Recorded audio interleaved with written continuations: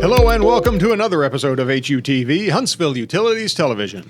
The show that helps you get the most out of your utilities. I'm Todd, joined as always by the Bonnie to my Clyde, Amanda. Hi, everybody. You know, Joyce Kilmer wrote that only God can make a tree. But the American Public Power Association wrote that trees are the one leading cause of power outages in the U.S. That's because when the storms blow in, limbs and trees can come down. So that's right. So that's what we're going to talk about in this episode. Everything from the most common types of trees that are found in our area to how our line clearance team works to mitigate outages and things you can do to protect your own trees. In fact, let's start with a shout out to our line clearance team. For the 7th consecutive year, our line clearance team was recognized as a Tree Line USA utility by the Arbor Day Foundation. Now, this program recognizes best practices in public and private utility arboriculture, demonstrating how trees and utilities can coexist for the benefit of communities and citizens.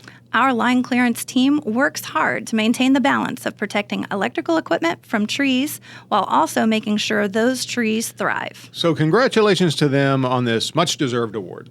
But, of course, they couldn't have won that award if it wasn't for the trees. That's true. So we're going to take a quick look at the most common types of trees in our area and what you can do to help them thrive in a segment we call Name That Tree. Amanda, what's our first tree? First up is the sweet gum tree. Ah, yes, the sweet gum, known for its shallow root system, though it does have a few deep roots right below the trunk.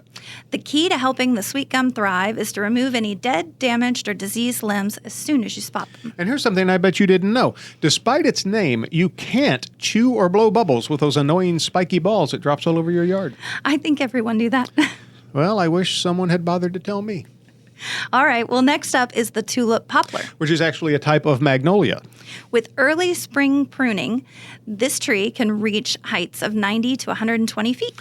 But they don't have great wind resistance, so don't plant them next to anything you'd want to insure. Now, let's talk about the dogwood. Ah, yes, the husband of the famous cartoon character Blondie. Actually, that's dagwood. The flowering dogwood is one of those trees everybody loves. And it loves to be pruned in the early spring before the new growth. This tree can live up to 80 years, but there was one in Huntsville that made it all the way to 136. And I just planted a dagwood in my own yard. No, dogwood. Uh-oh. Finally, let's talk about the Bradford pear. If you think our country is divided now, just bring up this tree. Yes, people either love them or hate them. On the plus side, they are a beautiful ornamental tree. But on the other side, they were so popular in the 1990s that they are now considered an invasive species. And as these older Bradford pear trees die, most people are replacing them with something different, like the dagwood. Dogwood. Uh-oh. So, those are some of the more common trees in our area, but there are still a couple of things that you need to know. That's right. Now, spring is rapidly approaching, and many of us will be planting trees and shrubs in our yards. And as always, the very first step is to call 811 at least 3 business days before any digging. This allows underground utility lines and equipment to be marked so you don't damage them. Failure to do so could lead to hefty fines if you damage any of our equipment. It's also the smart thing to do from a safety point of view, and so you don't interrupt utility service to your home or neighborhood. You also shouldn't just go willy-nilly planting things. That's right. And this is the Arbor Day Foundation's Right Tree, Right Place chart. It shows which trees should be planted far away from utility poles.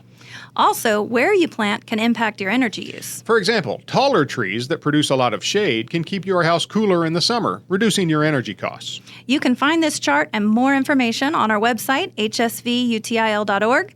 Just click Line Clearance under Community Resources. Now, before we go, let's take a moment to read some of your comments from the Digital Mailbag. Here are a couple of comments posted under our last episode about the winter high bill season. Breadman86 wrote, "No questions, but I didn't know about this show until this episode. Definitely subscribing. Appreciate the direct info about bills." Well, thank you for subscribing, Breadman. We're glad you like it. And like we always say, we're one of the few companies you'll find that actively tells you ways to not give us money.